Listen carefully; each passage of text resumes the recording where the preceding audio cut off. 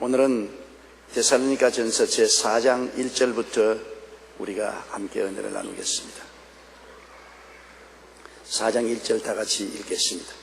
그러므로 형제들아, 우리가 끝으로 주 예수 안에서 너희에게 구하고 권면하노니 너희가 마땅히 어떻게 행하며 하나님을 기쁘시게 할 수 있는지를 우리에게 배웠으니 곧 너희가 행하는 바라 더욱 많이 힘써라.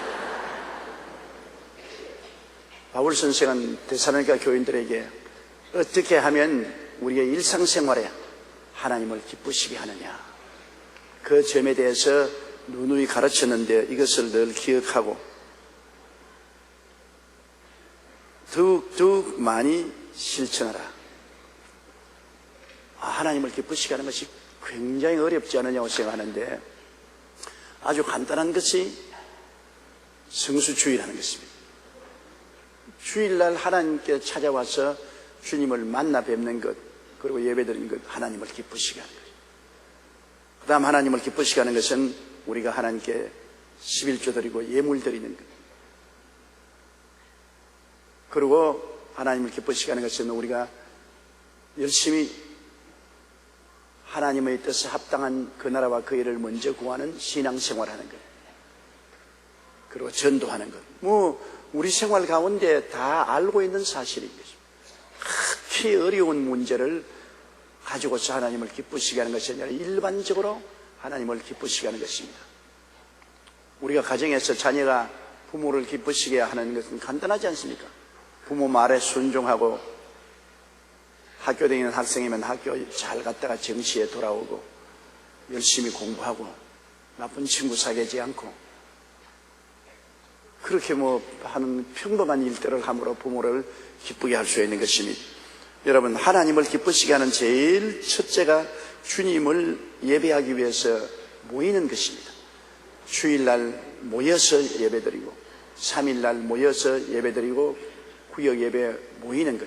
성경에는 모이기를 피하지 말라고 말했습니다. 또 너희 두세 사람이 내 이름으로 모인 곳에는 나도 함께 있겠다. 두세 사람만 모여도 주님이 그 자리에 함께 모이시겠다고 하셨습니다. 주님은 우리 예수 믿는 사람들이 함께 모여서 주님께 찬양드리고 예배드리는 것을 좋아하십니다. 왜냐하면 모이는 데서 힘이 생깁니다. 한 사람이 1000을 쫓으면 두 사람이 모이면 10,000을 쫓는다 그랬습니다. 두 사람을 모여서 2000명을 쫓아야 수학적으로 맞을 것인데 하늘나라는 한 사람이 1000을 쫓는데 둘이 모이면 10,000을 쫓는다. 그만큼 힘이 모이는 데서 생겨나게 됩니다. 영역이 생겨나고 그리고 경제력도 생겨나고 전도의 힘도 생겨나는 것입니다. 어떤 부부가 교회를 나오는데 다 교회 재직이었습니다. 그런데 남편이 언제나 신앙이 시들시들 해가지고서 자기 부인 보고 우리 둘이가 다 교회 나갈 필요가 어디 있냐? 당신 대표적으로 나가라. 나는 집에서 오늘 쉴게. 대표적으로 나가라. 부인이 남편보다도 신앙이 있어요. 남편을 설득해도 안 되니까 남편은 주일날 늦게 자고 일어나서 텔레비나 보고 앉아있는데 부인은 교회 나와서 예배를 드렸습니다. 남편이 텔레비를 보다가 말고 낮잠을 자는데 부인하고 함께 죽어서 하나님 앞에 나갔습니다. 천당문에 탁 들어가는데 천사가 가만히 보더니만 너희 누구냐? 예, 우리 부부입니다. 그럼 대표자 한 사람만 들어오느라.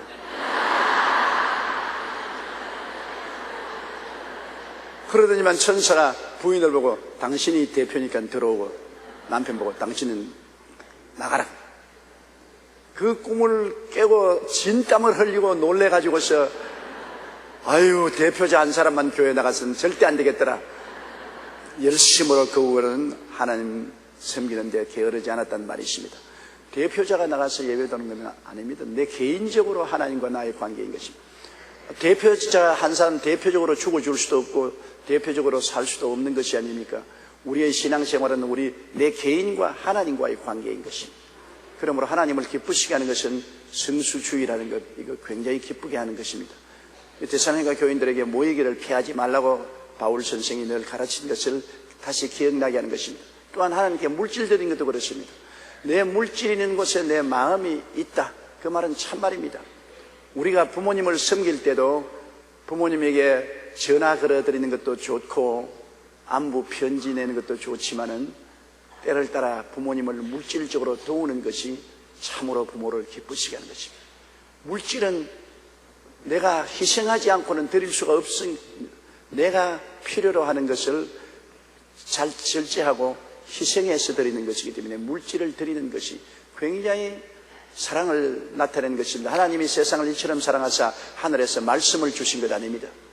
예수님이 직접 사람 몸을 쓰시고 오셔서 당신의 몸을 찢어주시고 피를 흘려주셨다. 그러므로 예수님의 사랑, 하나님의 사랑이 우리에게 확정된 것입니다. 말로만 하는 것이 아닙니다. 말로만 하는 사랑은 증명되어야 돼요. 안 그러면 공기를 흔드는 음성에 불과한 것입니다. 말씀이 증명이 되어야 된다. 그 증명은 뭘 하느냐? 실생활에서 물질 들이고 몸 들여서 증명해야 되는 것이다. 우리 하나님을 사랑한다면 우리 교회에 나와서 섬기는 우리 재직들 보십시오. 다리가 아프도록, 퉁퉁 다리가 붙도록 교회를 섬기고 성도를 섬긴다. 그 사랑에 대한 증명인 것입니다. 하나님이 너 나 사랑하느냐? 예, 사랑합니다. 증거를 대라. 내가 시간 내고 몸들여서 주님을 섬겼습니다. 증명이 되잖아요. 내가 주를 위해서 섬기지 않냐고 그냥 가만히 있어 주님 날 사랑하느냐? 사랑합니다. 증명되라. 증명할 것이 없지 않습니까? 그러므로 우리가 주님을 사랑하면 주일날 교회 예배 드릴 뿐 아니라 물질을 주님께 드려야 증명이 되는 것입니다. 우리의 생활에 11조 드리고 헌물을 드리면은 하나님 앞에 담대히 나가서 주여 제가 주님을 사랑하나이다.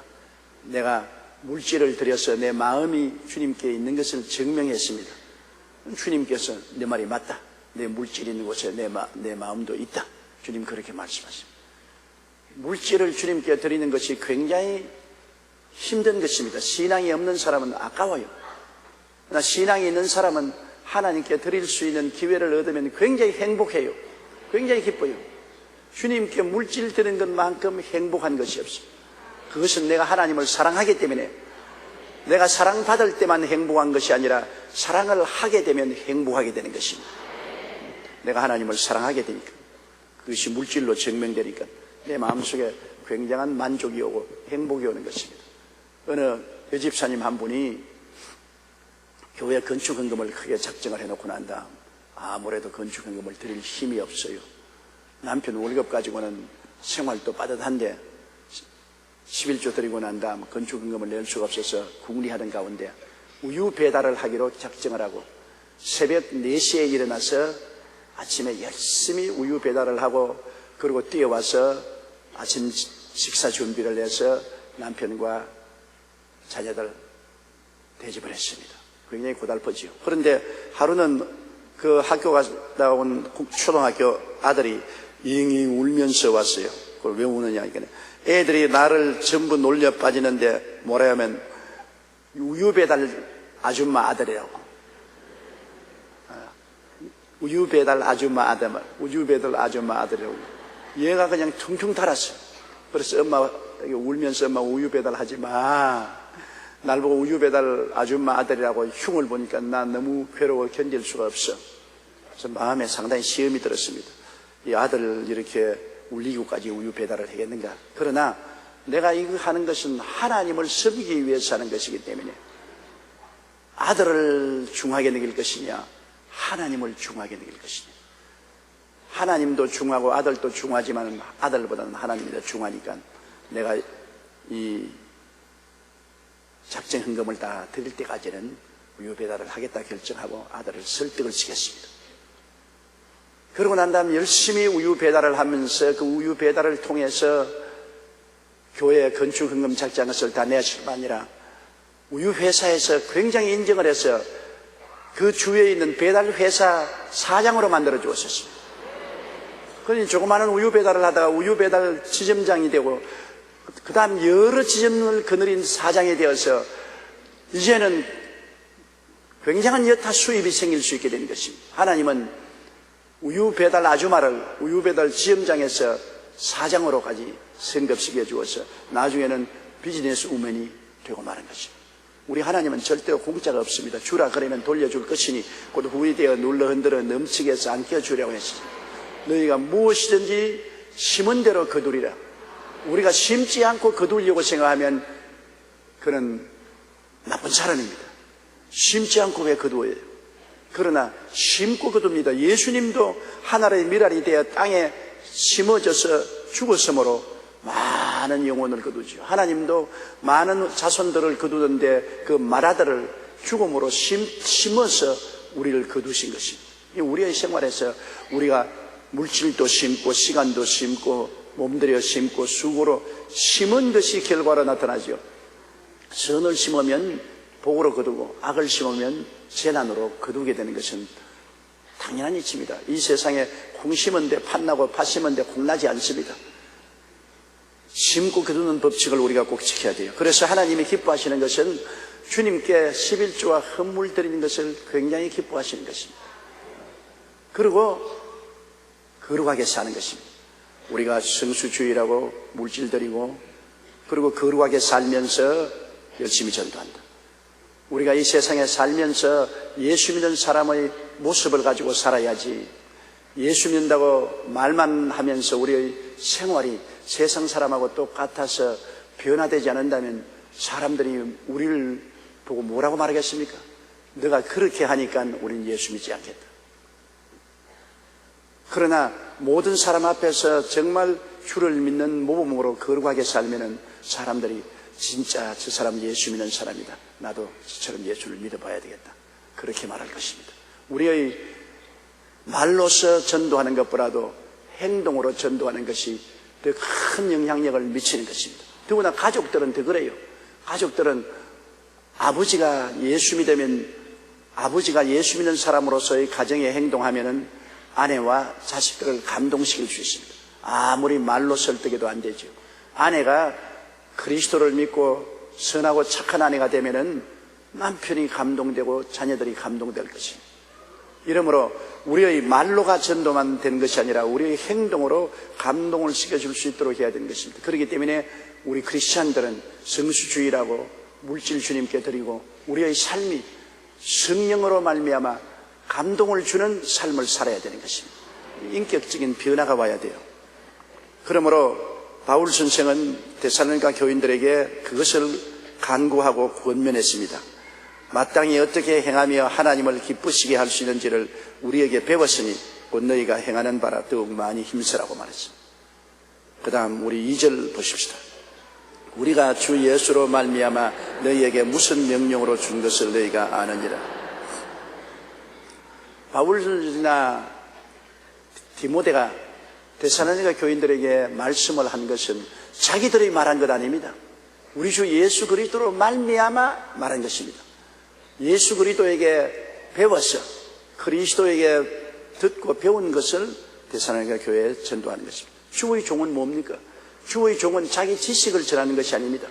그가 하나님 말씀을 연구하고 기도해서 성령으로 예수 그리스도의 말씀을 들은 것을 성도들에게 전하는 것이 주의 종인 것입니다. 주의 종은 전달자가 돼야지 자기 사상이나 감정을 말하시는 결코 안 되는 것입니다. 저는 많은 목사님들의 텔레비 설교를 늘 듣고 많이 배우고 은혜도 받습니다. 그런데 그 중에 어떤 목사님들은 주의 말씀을 대언하지 않고 자기 생각과 자기 말을 하는 것을 제가 종종 듣습니다. 그러면 그 말은 들으면 아무 효과가 없어요. 저 말은 자기 말이고 자기 생각이래. 그러나 주의 종이 진실하게 말씀을 공부하고 기도해서 하나님의 말씀을 대언할 때는 굉장히 은혜가 됩니다. 저것은 하나님이 내게 주실 말씀이다. 그 말씀은 마음속에 들어와서 역사하고 마음의 빛을 발하고 생명이 되는 것입니다. 이러므로 바울 선생과 디모데가 데살로니가 교인들에게 말씀을 주신 것은 그들의 말을 한 것이 아니라 그들이 하나님 말씀을 연구하고 하나님 기도하고 주님께 기다려서 성령의 음성을 듣고 성령의 음성을 가지고서 말씀하는 것입니다. 우리가 성경도 창세기부터 계시록까지 다 하나님 말씀인데 이 말씀은 로고스라고 하나님 말씀입니다. 기록된 말씀입니다. 그러나 기록된 말씀은 지식인 것입니다. 하나님에 대한 지식을 우리가 이 로고스를 통해서 얻을 수 있는 것입니다. 그러나 매일매일의 우리 생활에 큰 감동을 주고 우리를 변화시키고 우리에게 믿음을 주는 것은 기록된 말씀이 아니라 기록된 말씀에서 성령이 출현해서 현재 우리에게 주는 말씀인 것입니다. 현재 우리에게 주는 말씀. 예를 들어 말하면 여러분이 시집 올 때 아버지 어머님께서 여러분 시집살이 잘하라고 편지를 써주었습니다. 그럼 그 한평생 늘 그 편지를 읽기는 읽지요. 간직하고 읽고 은혜도 받지만은 그것보다 더 절실한 것은 현재 전화가 오는 겁니다. 현재 아버지 어머니가 전화 와서 야 잘 있느냐, 고생스럽지 않느냐, 무엇을 도와줄고 어떻게 할고 하면 편지보다 이것이 더 마음에 절실하지 않습니까? 그렇지요. 이 성경 말씀은 편지라면 오늘날 성령이 말씀하는 것은 지금 내게 전화해 주는 것입니다. 그래서 편지로 온 것은 로고스라고 말하고 현재 전화로 내게 오는 것은 레마라고 말합니다. 지금 이 자리에 하나님 성령께서 말씀하시는 말씀. 그러므로 이 성경 말씀을 그대로 가르치는 것도 굉장히 하나님께서 우리에게 주신 말씀으로 감동이 되지만은 그러나 로고스의 말씀은 모든 사람에게 다 공평하게 준 말씀인데 레마는 내게 주는 말씀인 것입니다. 지금 전화를 거는 것은 내게 주는, 편지는 옛날에 쓴 것이고 그것이 내게 지금도 감동을 주지만은 지금 하는 말은 아니지 않습니까? 지금 하는 말은 지금 전하는 거거든요. 로고스가 아니고 레마인 것입니다. 가장 중요한 것은 주의 종이 강단에서 설교할 때 레마를 전하는 것입니다. 내가 지금 하나님께 듣고 전한다. 2000년 전의 말씀을 그대로 전하는 것이 아니라 그 말씀을 통해서 성령이 지금 내게 우리 성도들에게 말씀하는 말씀을 내가 전해야 된다. 그것은 굉장히 중요한 것입니다. 성경 말씀이 쌀이라면 현재 설교하는 레마는 밥입니다. 쌀이 있어야 밥을 만들죠. 그러나 쌀은 쌀이고 밥은 현재 내가 먹을 수 있는 밥인 것입니다. 그러므로 쌀을 대접하지 말고 밥을 대접해야 되는 것입니다.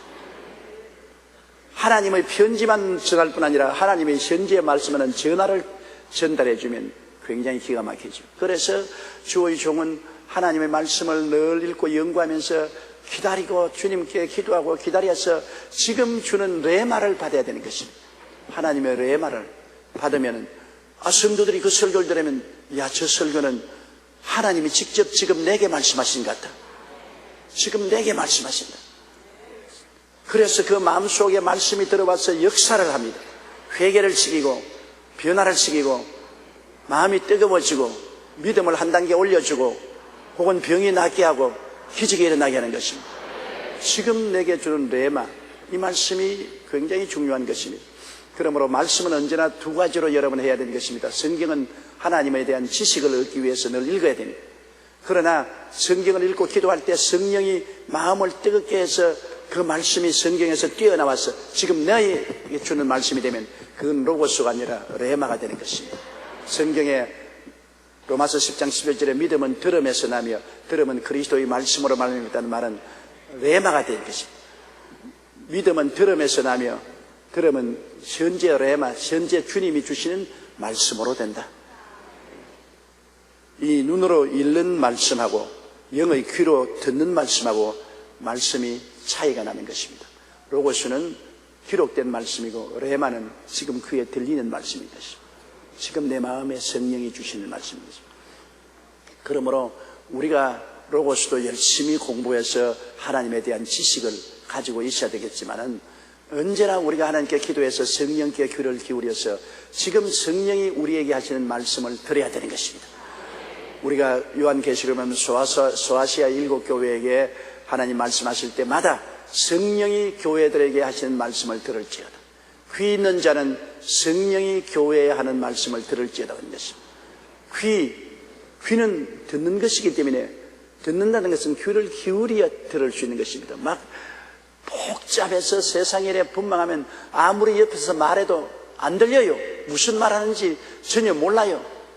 그러나 조용하게 있어서 귀를 다 기울이고 있으면 말이 들리지 않습니까? 우리 하나님의 말씀을 들으려면 마음을 차분히 깔아앉혀서 주님께 기도하고 주님께 마음의 귀를 기울여야 되겠습니다. 주의 말씀을 들으려고 마음의 귀를 기울이면 성령이 마음속에 말씀하기 시작하는 것입니다. 하나님의 성령은 우리 마음속에 고요하고 잠잠하게 우리 생각을 통해서 말씀하는 것입니다. 우리 맏아들이 어렸을 때 우리 교회 학교 나올 때 한 번은 나이 와서 아버지 하고 싱긋 웃더라고요. 왜 그러냐 이게. 아버지 거짓말하지. 내가 무슨 거짓말했냐. 나는 아버지 아들이니까 폭로 안 할 테니까. 아버지가 늘 성경에 강단에 설교하실 때 내가 들어보니까 하나님이 내게 말씀하셨다. 하나님이 내게 이렇게 말씀하셨다 하는데, 내가 토요일날 아버지 기도하는 기도실을 문을 빼끔 열고 가만히 들여다보았지 않아. 하나님이 와서 말씀하는가 안 하는가.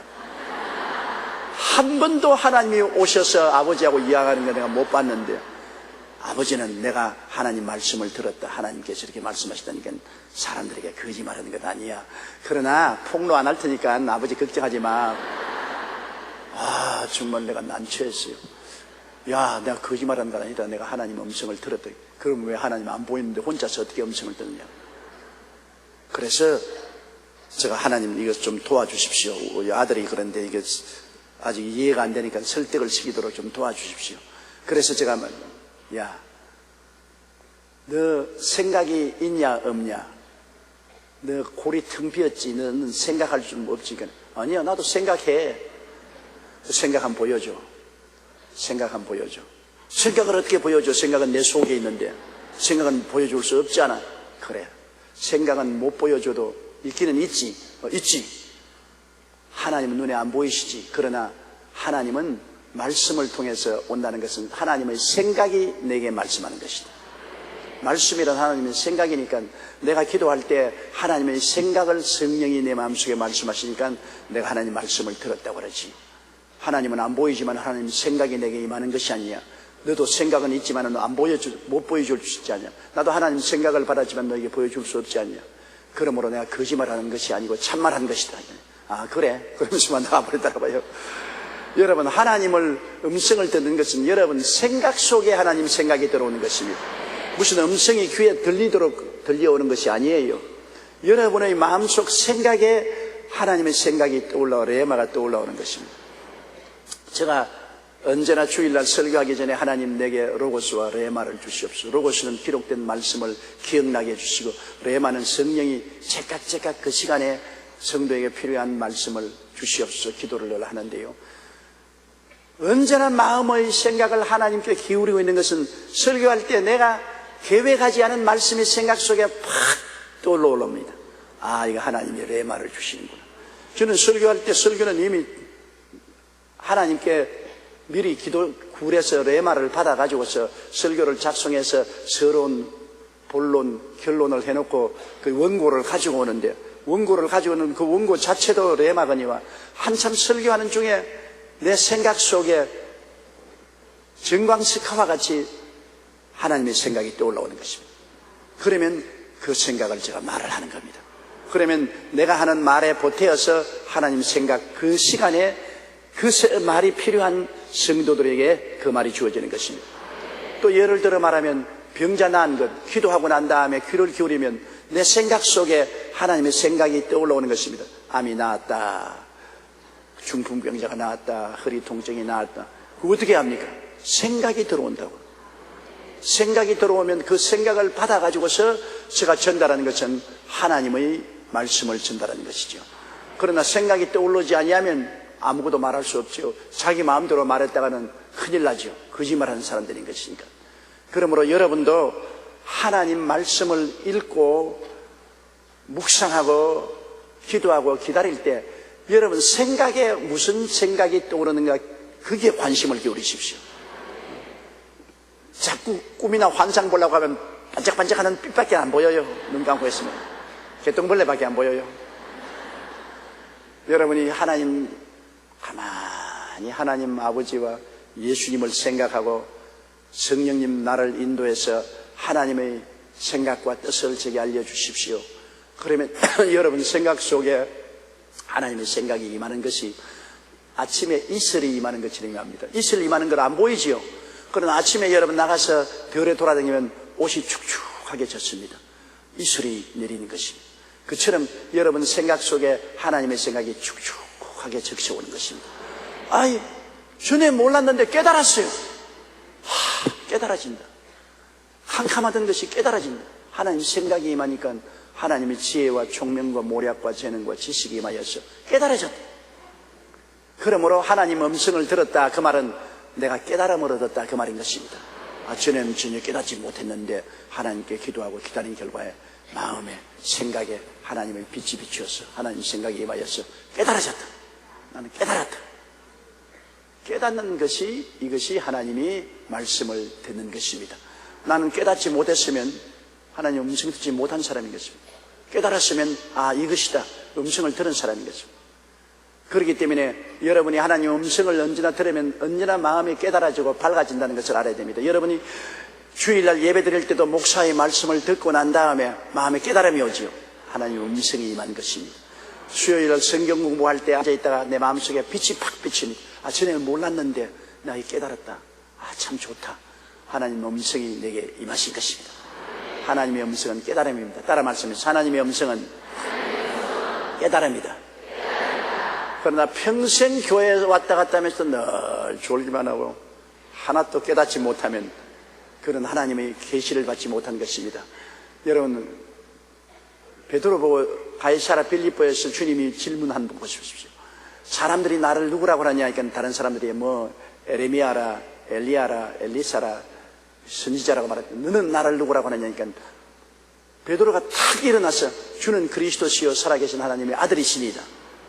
주님이 무릎을 탁 치면서 바요나 시모나 네가 복이 있도다. 이건 내게 알긴 것은 너의 혈육이 아니요 하늘에 계신 내 아버지시니라. 그 말은 무슨 말씀이냐? 시몬의 마음속에 하나님이 깨닫게 해주셨다는 것입니다. 다른 제자들은 너희는 나를 누구라고 하냐니까 멍청하게 있는데 베드로는 깨달았습니다. 예수님은 나사렛의 목수의 아들이 아니라 하나님의 아들이다. 주는 그리스도시요 살아계신 하나님의 아들이시니이다. 엄청난 깨달음입니다. 그래서 예수님이 할 말은 이게 혈육이 알려준 게 아니다. 혈육이란 네가 연구해서 안 것이 아니다. 네가 머리로서 안 것이 아니다. 아버지가 너에게 깨닫게 해주셨다. 엄청난 깨달음을 그는 얻어서 신앙 고백을 한 것입니다. 여러분이 다 예수를 어떻게 믿었습니까? 사람들이 전도도 하고 설득도 하고 또 여러분이 어려운 일 당해서 교회를 채워놨겠지만은 예수를 믿게 된 것은 깨달을 때 믿게 되는 것입니다. 예수님이 하나님 아들이시고 나의 죄를 위해서 십자가에 몸짓고 피 흘려 죽으셨다 부활하셔서 그를 믿으면 용서를 받고 구원을 받는다는 것을 어느 날 깨닫게 되는 것입니다. 그럼 구원받은 것입니다. 깨달음을 얻은 때 구원을 받은 것입니다. 깨달음을 얻을 때가 바로 하나님의 계시를 받은 때인 것입니다. 주는 그리스도시요 살아계신 하나님의 아들이라는 것을 깨달았죠. 여러분, 못 깨닫고 여기 앉아있는 사람은 없죠. 깨달으면 천당에 가요. 못 깨달으면 교회에 왔다 갔다 해도 소용이 없어요. 많은 사람들이 형식적으로 교회에 왔다 갔다 하고 또 가족들이 대대로 예수를 믿는다고 하기 때문에 그냥 교회에 왔다 갔다 하면서도 주는 그리스도시요 살아계신 하나님의 아들이라는 것을 깨닫지 못하고 그냥 기독교라는 종교만 가지고 왔다 갔다 하는 것입니다. 내가 옛날에 덴마크에서 집회할 때 코펜하겐에서 택시를 탔는데 택시 운전사 어디서 왔느냐? 한국에서 왔다. 왜 왔느냐? 예수 그리스도의 복음을 전하기 위해서 왔다. 이게 한국에서 여기까지 덴마크에 와서 예수 전도할 것이 뭐냐? 그래서 많은 사람 구원하기 위해서 그랬더니 아니요, 우리는 다 태어날 때부터 크리스찬인데요. 그러더라고. 태어날 때부터 크리스찬이라고. 그렇죠. 그런데 뭘 또 복음을 전한단 말입니까? 그래서 당신 예수가 누군지 아느냐? 그러니까 가만히 있더니만 날 쳐다보더니 예수가 한국 사람입니까? 태어날 때부터 크리스찬이라고 하는 사람이 예수가 한국 사람이냐고 묻는데 내가 기절초풍을 했습니다. 깨닫지 못했어요. 교회 나가니까 교회 나간대요. 부조전례로 교회 나간대요. 그리고 자기는 크리스찬이래요. 그러면서 예수가 한국 사람이냐고 묻는 것은 깨닫지 못했습니다. 헛되게 왔다 갔다 했습니다. 요한 웨슬레가 환상 가운데 천당에 올라갔습니다. 그래서 천당에 천사 보고 이 천당에는 감리교인들이 굉장히 많지요. 그렇게 물었습니다. 이 천사가 책을 쫙 펼쳐버리면 감리교인 한 사람도 없는데요. 어떻게 그렇습니까? 내가 감리교 전도해서 많은 사람이 있는데 감리교회는 한 사람도 없어요. 누가 와 있어요? 예수 믿는 사람들이 다 와 있죠. 맞았어요. 감리교회는 없어요. 그래 웨슬레가 또 지옥에 내려가서 지옥의 수문장에 물었습니다. 여기에 가톨릭 교인 많습니까? 많지요. 성공회 교인들 많습니까? 지옥에 많지요. 그러면 장로교인도 루터란 교인도 많지요. 많지요. 감리교인은 없지요. 많이 와 있어요. 어떻게 감리교인이 지옥에 와 있다는 겁니까? 지옥에는요, 예수 못 깨달은 사람이 다 와가 있어요. 아무리 캐톨릭교, 영국 국교, 장로교, 침례교, 감리교를 다닌다고 해도 깨닫지 못하면 종교가 우리를 구원하는 것이 아닙니다. 우리를 구원하는 것은 우리 주 예수 그리스도가 구원하는 것입니다. 예수 그리스도가 나의 구주인 것을 깨달아야만 되는 것입니다. 깨닫지 못하면 아무 소용이 없습니다. 큰 은혜 중에 은혜가 깨달음의 은혜고, 그래서 은혜 받았다는 것은 깨달았다 그 말인 것입니다. 어떠한 할머니가 부흥회 갔다 와서 아유 얼마나 은혜를 받았는지 모른다 그래서 무슨 의미냐, 우리 목사님이 백두산 호랑이 이야기를 하는데 배를 잡고 웃었다. 얼마나 웃었는지 은혜를 많이 받았다. 개똥 은혜를 받았어. 코미디 쇼에 나갔지 그는 교회에 나간 거 아닙니다. 그 목사님이 어떤 목사님인지 몰라도 성도들을 웃기려고 애를 많이 쓴 것 같은데 웃겼다고 해서 은혜 받은 것이 아닙니다. 한 번도 안 웃고 눈물만 줄줄 흘렸다고 하더라도 내가 깨달았으면 은혜 받은 것입니다. 내가 죄인인 것을 깨달았으면 회개하는 은혜를 받았고, 그리스도가 내 구주인 것을 깨달았으면 내가 구원하는 은혜를 받았고, 예수님이 채찍에 맞음으로 내가 나음을 입은 것을 깨달으면 병고침을 받았고, 예수님이 나의 저주를 대신 짊어진 것을 깨달았으면 축복을 받았고, 깨달으면 은혜가 오는 것입니다. 깨닫지 아니하고 은혜를 받을 수가 없어요. 이 깨닫게 하는 것은 성령이 여러분에게 로고스에서 레마를 주실 때 깨달아지는 것입니다. 그러므로 우리가 주 예수로 말미암아 너희에게 무슨 명령으로 준 것을 너희가 안다고 하는 것처럼 바울과 디모데가 준 명령은 자기들의 말이 아니고 하나님의 말씀이고, 하나님의 말씀은 받으면 우리 속에 역사합니다. 사람의 말은 우리 속에 역사하지 않지만 하나님의 말씀은 우리에게 깨닫는 그 시간부터 능력으로 역사하는 것입니다. 깨닫는 그 시간부터 기적이 일어나요. 그대로는 기적이 안 일어나는 것입니다. 성경 말씀 갖다가 머리에 베고 잔다고 기적이 일어납니까? 가슴에 품는다고 기적이 일어납니까? 품에 품고 다닌다고 기적이 일어나지 않습니다. 그러나 이 말씀을 깨달으면 기적이 일어나는 것입니다. 3절요. 하나님의 뜻은 이것이 너희의 거룩함이라 곧 음란을 버리고. 우리에 대한 하나님의 윤리와 도덕적인 행위에 대한 뜻은 거룩함인 것입니다. 거룩한 분은 하나님 한 분밖에 계시지 않습니다. 세상에 아무리 다른 사람이 수양을 닦고 덕을 닦고 고행을 하고 노력을 한다 해도 거룩하게는 되지 않습니다. 그러나 거룩한 것은 하나님의 성품인 것입니다. 하나님이 우리가 거룩하게 되라는 것은 예수 믿고 거듭나서 영생이 들어오고 성령이 들어와서 성령을 모시고 사는 것이 거룩한 삶이 되는 것입니다. 여러분, 하나님이 세상을 이처럼 사랑하사 독생자를 주었으니 누구든지 저를 믿으면 멸망하지 않고 영생을 얻으리라. 영생이라는 말은 헬라어로 조에라는 말인 것입니다. 조에는 하나님의 생명을 조에라고 합니다. 이 혼의 생명, 다시 말하면 육체의 생명은 헬라어로 푸스케라고 합니다. 푸스케, 푹숙푹숙하다고 푸스케. 그런데 세상 사람들은 다 푸스케라는 생명을 가지고 있습니다. 혼의 생명을 가지고 있습니다. 그러나 예수를 믿으면 그리스도로 말미암아 하나님의 생명인 조의 생명이 들어오는 것입니다. 거듭나면 나는 영생을 가지고 있는 것입니다. 여러분 거듭났지요? 영생을 가지고 있습니다. 영생은 하나님의 생명인 것입니다. 하나님의 생명이 있으면 하나님처럼 생각하고 말하고 행동하는 것입니다. 여러분, 개는 아무리 사람 옷을 입혀놓고 넥타이를 메어주고 가운을 입혀도 개 생각을 하지 사람 생각 안 합니다. 개는 개니까 개 생각하지요. 그러나 사람은 사람 생각을 하는데, 일반 안 믿는 푸스케 혼의 생명만 가진 사람은 혼의 생각만 합니다. 혼의 생각은 뭡니까? 이 세상 생각만 하는 것입니다. 육신의 정욕과 안목의 정욕과 이 세상 자랑, 세상 생각만 하지요. 하늘나라 생각은 초도 안 합니다. 안 믿는 사람은 1초도 하루에 하나님 아버지와 예수님 성령님 생각 안 합니다. 1초도. 왜? 혼의 세계는 영의 세계를 모르기 때문인 것입니다. 하나님의 생명이 없기 때문에 인간의 생명만 가졌으므로 인간의 생각만 하는 것입니다. 무엇을 먹을까, 무엇을 입을까, 무엇을 마실까, 육신의 정욕, 안목의 정욕, 이 세상 자랑, 세상 부귀영화, 공명, 출세, 이런 것만 생각하죠. 하나님에 대한 생각은 못하는 것은 하나님의 생명이 없기 때문인 것입니다. 그런데 어느 날 예수 그리스도의 복음을 듣고 회개하고 그리스도를 구주로 모시자마자 조에 하나님의 생명이 들어오자 희한하게 이제 하나님 생각을 하는 것입니다.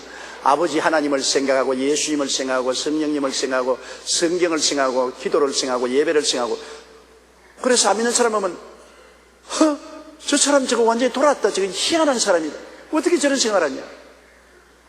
우리 아버님이 처음 예수를 믿고 난 다음에 고향에 내려가서 우리 큰아버님하고 같이 지냈는데 자꾸 큰아버님하고 예수 믿으라고 전도하고 천당에 대한 이야기가 있는, 큰아버님은 혼만 가졌지 영의 생명이었고 아버지는 영을 가졌기 때문에 영에 속한 말을 자꾸 하니까 큰아버님이 하신 말씀이, 야, 너가 알다시피 아무개가 미쳐가지고서 길거리에 다니면서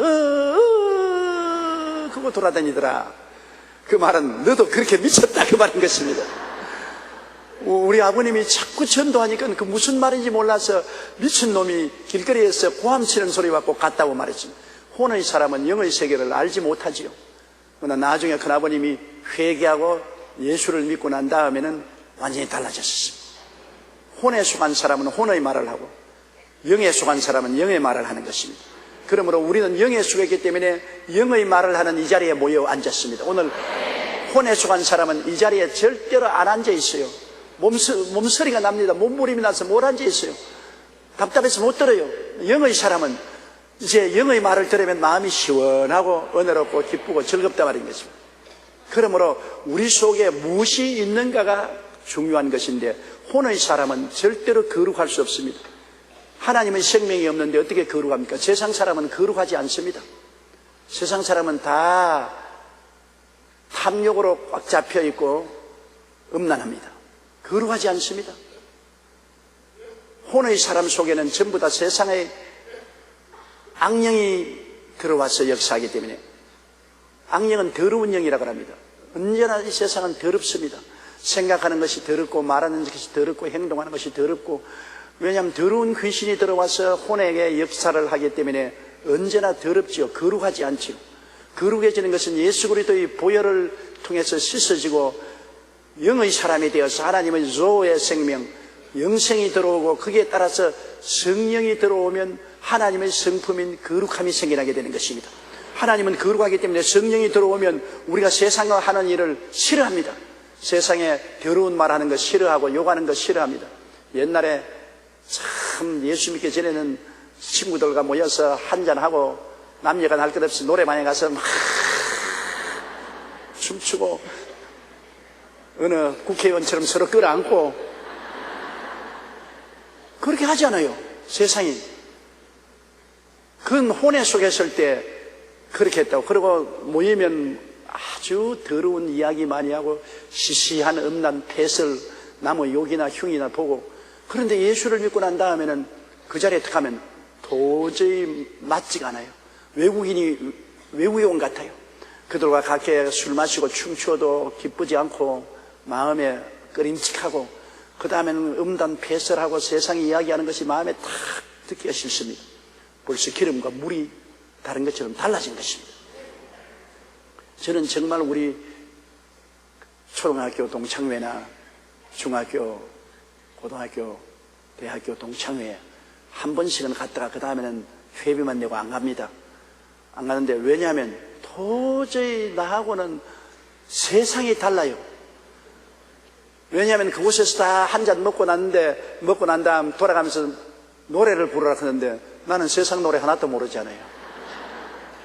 찬송가를 부르니까 그거 집어치워라 말이야. 그거 하지 말고 다른 거 부르라 그러는데 다른 거 알아야 말을 하지. 그러고 그 다음에는 화투 치고, 화투를, 우리는 뭐 화투 어떻게 떼는지도 모르잖아요. 그러고는 세상 음담 패설 아주 노골적인 이야기들 하고, 도저히 세상이 맞지 않습니다. 보는 것이, 듣는 것이, 말하는 것이, 생각하는 것이 맞지 않습니다. 왜?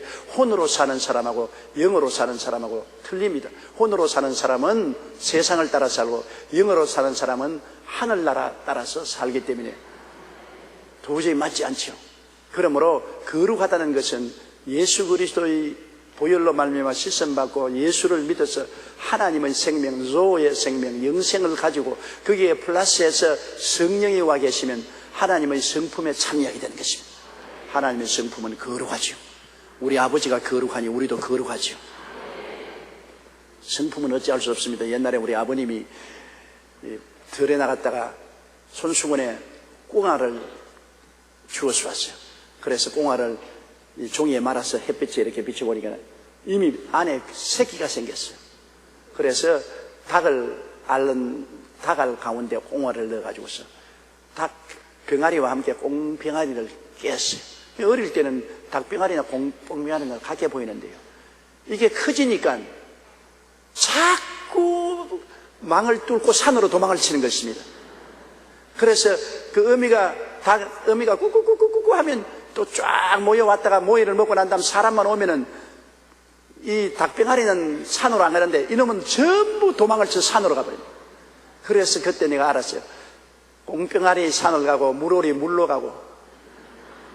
성격이 그러니까. 한 번은 우리 외할아버지가 그 오리알을 칼로 이렇게 깎더라고요. 오리알은 두껍기 때문에 닭병아리가 잘 못 가요. 그래서 오리알을 칼로서 이렇게 긁어가지고 저 두꺼운 것을 10개 해가지고 닭에게 안겼습니다. 닭이 한 5마리 오리 새끼를 길렀어요. 그러니까 이 개천가로 이렇게 어미 닭이 오리 새끼를 데리고 자기 새끼인 줄 알았는데 새끼가 전부 다 퐁당퐁당 물에 빠지니까 막 닭이 꼬고대고 야단 법석을 해서 가보니까 자기 새끼가 전부 물에 가서 헤엄치는 거예요. 그 닭은 알 수가 없어요. 왜냐하면 닭은 물에 가서 헤엄을 안 치고 물에 안 뛰어들어가는데 자기 새끼가 전부 물에 들어가서 헤엄을 치니 막 죽는다고 고함을 치고 꼬고대고 야단이. 물오리는 물에 들어가는 성격이 있습니다. 꽁은 산으로 도망치는 성격이 있습니다. 변할 수 없어요. 세상 사람은 세상을 따라 사는 성격이 있고, 예수를 믿고 거듭난 사람은 하나님의 생명을 받았기 때문에 하늘을 향해서 자꾸 줄다름질 치는 것입니다. 안전하서나 아버지와 아들과 성령님 말씀을 생각하고 늘 기도하고 찬송하고 회개하고, 안 그럴 수가 없어요. 성품이 그렇게 됐으니까. 성품이 달라졌어요. 어찌할 도리가 없어요. 아무리 꾸짖고 못하라고 해도 할 수 없어요. 달라진 성품을 거역할 수가 없어요. 이러므로 우리는 거룩하도록 만들어졌습니다. 세속을 따라가는 것은 그건 잘못된 것이고 병든 것입니다. 거룩한 것은 온전한 것이고 정상적인 것입니다. 여러분의 정상적인 삶은 거룩하게 생각하고 거룩하게 말하고 거룩하게 행동하는 것입니다. 거룩하다는 것을 세상적인 언어로 말하면 깨끗하다는 것입니다. 깨끗하게 생각하고 깨끗하게 말하고 깨끗하게 행동하는 것입니다. 그리고 여러분이 세상적으로 나가서 세상적으로 생각하고 말하고 행동하면 병든 줄 아십시오. 사람은 병듭니다. 육체도 병들고 영도 병드는데, 영의 거룩한 사람들이 세속으로 끌려가서 세속적인 생각과 말과 행동을 하면 병이 들었다는 것을 알 수 있는 것입니다. 병들었어요. 빨리 그 병을 고쳐야 되는 것입니다. 그 병을 고치고 회개하고 다시 성령으로 충만해야 되는 것입니다. 4절요. 각각 거룩함과 존귀함으로 자기의 아내에 대할 줄을 알고. 옛날에는 남편이 아내보다 한 수 위에 있다고 생각해서 남존 여비를 했기 때문에 늘 남자에게 권고를 하는데, 요사이 세상에는 남녀 동등이기 때문에 오늘 이 성경을 요사이식으로 읽는다면은 하나님 각각 거룩한 것 존귀함으로 자기 남편도 아내도 대할 줄 알고 그렇게 하는 것이 좋을 것입니다. 왜 남편 시킨다고 아내가 마음대로 하는 시대가 아니거든. 요사이는 남편이 뭐 하려면 아내 허락을 맡아야 할 수 있으니까. 옛날하고는 틀려요. 나는 우리 아버지 어머니 살 때하고 내가 지금 사는 거하고 너무나 틀리더라고. 우리 아버님이 말씀하시면 어머님은 두 말도 하지 않고 그냥 예 그 말만 하는데 요사이는 안 그래요.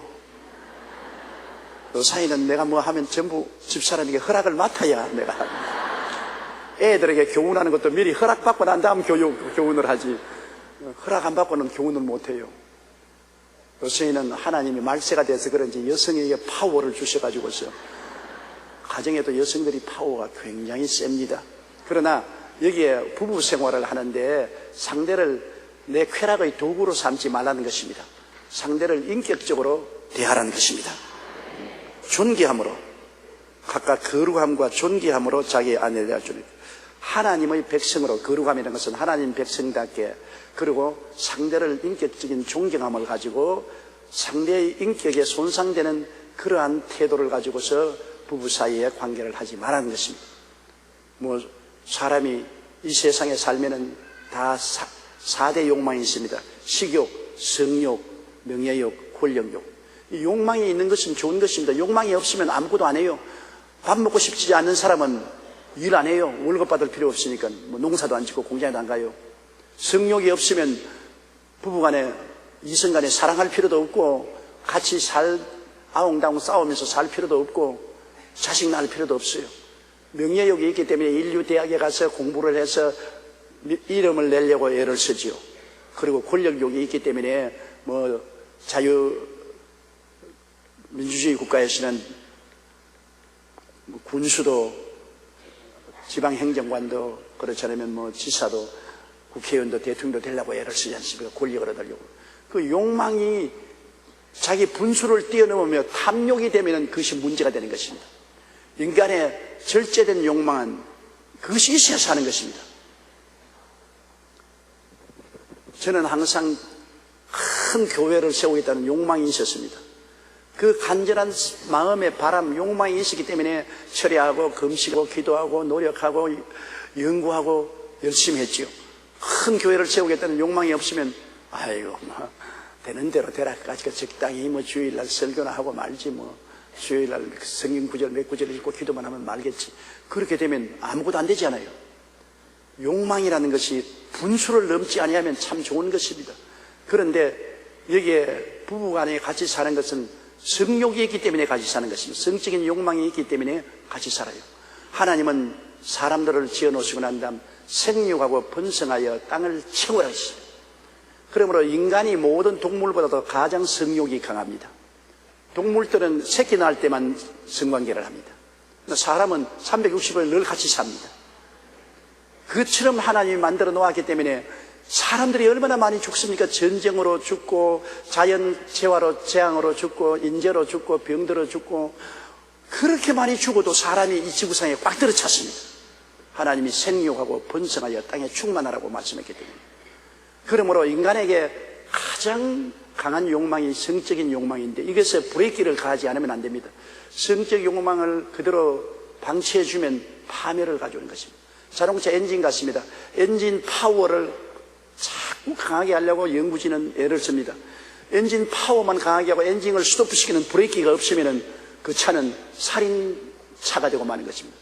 무서운 속도로 달리고 중지시키지 못하면 살인차가 됩니다. 그 인간의 하나님이 신앙을 통해서 도덕적인 힘을 주심으로 말미암아 강력한 성적인 욕망을 제어할 수 있는 도덕적인 하나님의 말씀, 성령의 역사가 있어야 되는 것입니다. 그래서 그 하나님의 도덕적인 힘을 가지고 부부간에 서로 같이 살 때에도 거룩하게 살고 서로 인격을 무시하지 말고 존중하면서 이용 가치로 생각하지 말고 사랑의 대상으로 삼고 살아가는 것입니다. 나는 참 비극적인 이야기를 읽어본 적이 있습니다. 한 부인이 첫 애를 낳았는데 애가 자라면서 자꾸 감기에 들리고 앓고 병치레를 하기 때문에 병원에 가서 조사를 해보니까 에이즈예요. 너무 놀라서 자기도 피 검사를 해보니까 자기도 에이즈예요. 그래서 남편에게 따지고 달라들었습니다. 남편을 데리고 피 검사하니까 에이즈예요. 남편에게 고백을 들으니까 남편이 바람을 피웠어요. 바람을 한 번 피웠다고 자기는 말하더랍니다. 딱 한 번 피웠는데, 한 번 피우고 두 번 피우고 피운 건 피운 거지 뭐.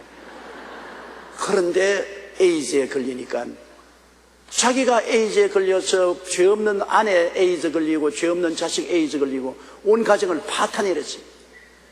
도덕적인 문란이라는 것이 결국 파멸을 가져오는 무덤이 되고 마는 것입니다. 여러분, 지금 우리 가장 무서운 것이 파죽지세로 확산되는 에이즈인데요. 유엔 에이즈 계획이 최근 세계보건기구와 함께 발표한 보고서에 따르면 에이즈 바이러스 감염자는 이미 4천만 명을 넘었습니다. 지난 24년 동안에 2,500만 명이 에이즈에 죽었습니다. 해마다 100만 명 이상의 에이즈로 목숨을 잃고 있습니다. 이건 드러난 숫자입니다. 물속에 안 드러난 숫자는 말할 수 없죠. 사하라 이남 아프리카의 전 세계 환자 64%에 해당하는 2,580만 명이 몰려 있으며 이 중에 14살 이하 어린이 280만 명이 에이즈에 걸려 신음하고 있습니다. 저는 아프리카에 가서 어느 나라에 갔는데 그 장관이 목사님 우리나라에 빨리 한국이나 서방세계에서 도와주지 아니하면 앞으로 10년 후면 우리나라 인구의 절반은 없어집니다. 우리나라의 90%가 에이즈에 걸렸습니다. 그래서 내가 한 말은 약으로는 도울 수가 없습니다. 약을 아무리 준도 무슨 소리죠. 당신이 종교를 바꿔야 됩니다. 그건 기독교가 아닌 다른 종교를 믿고 있는데 그 종교에는 한 남자가 여자 넷을 거느리고 있어요. 그것이 허용되고 있으니까 한 남자가 여자 넷을 거느리고 있으니까 여자 넷을 다 돌볼 수가 없으니까 그중 한 여자가 다른 남자하고 간통을 합니다. 그래 그 여자가 에이즈에 걸려옵니다. 올려오면 내 여자가 다 에이즈에 걸리는 거예요. 남편. 그러니까 이건 뭐 에이즈 뭐 도저히 감당할 수가 없어요. 그냥 5명이 함께 사는데 그 중에 1명만 걸려도 다 에이즈에 걸리는 감염을 하니까 거의 온 나라가 에이즈 천지요. 이건 뭐 온 나라가 전부 다 죽음의 문 앞에 섰어요.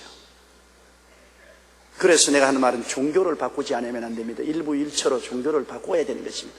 한 남자가 한 여자하고 거룩하게 살고 서로 존중스럽게 살면은 이 무시무시한 에이즈를 피할 수 있지. 그렇지 않고는 약을 아무리 갖다 써봤자 약이 문제를 해결할 수 없지 않습니까? 그렇기 때문에 올바른 종교라는 것이 얼마나 필요합니까?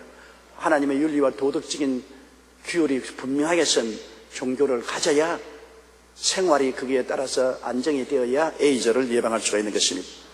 우리나라도 질병관리본부의 발표에 하면 전체 내국인 에이즈 감염 환자가 지금 3,829명이라고 말했는데 그 중에 721명이 이미 죽었고 3,108명이 생존이 됐는데 이것은 빙산의 일각입니다. 보건부에 드러난 숫자가 있는데 숨겨놓은 숫자가 얼마나 많습니까?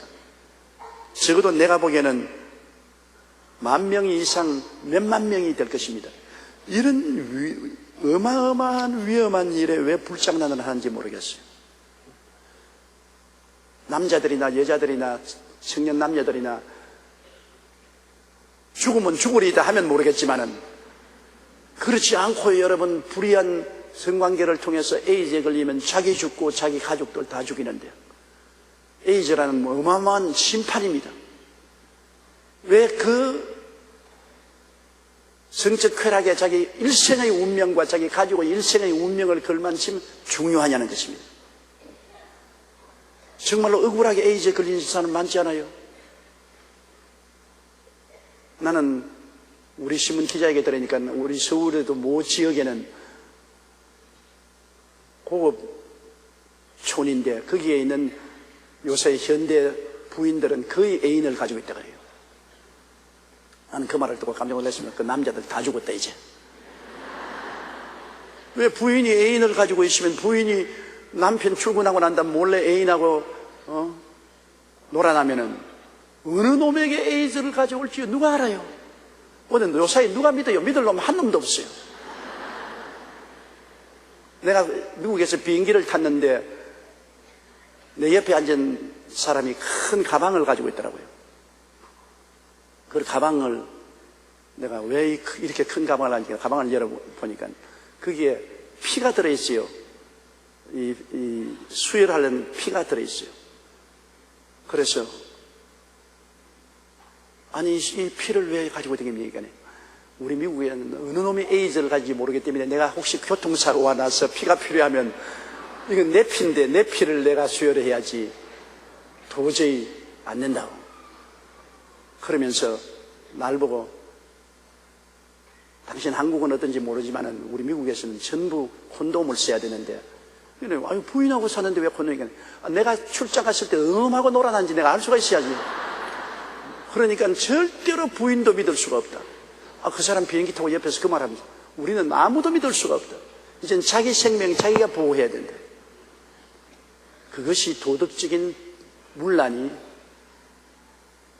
육체와 가정의 파멸로 가져오는 것입니다. 그렇기 때문에 이 성경 말씀에 하나님의 뜻은 이것이 너희의 거룩함이라 곧 음란을 버리고 각각 거룩함과 존귀함으로 자기의 아내 대할 줄을 알아. 자기 아내를 대할 때도 거룩하고 존귀함으로 대하라고 말한 것입니다. 거기까지만 하십시다. 이건 성경으로 하나님 가르침을 우리가 가르치지만 가르치기가 힘이 들어요. 우리는 그러나 주님 거룩한 생명인 영생을 가졌고 성령을 모시고 있으므로 우리의 본심은 거룩한 것입니다. 여러분은 다 거룩한 백성들인 것입니다. 우리는 항상 거룩한 생각과 말과 행동으로 살도록 늘 기도하기를 주의 이름으로 축원합니다.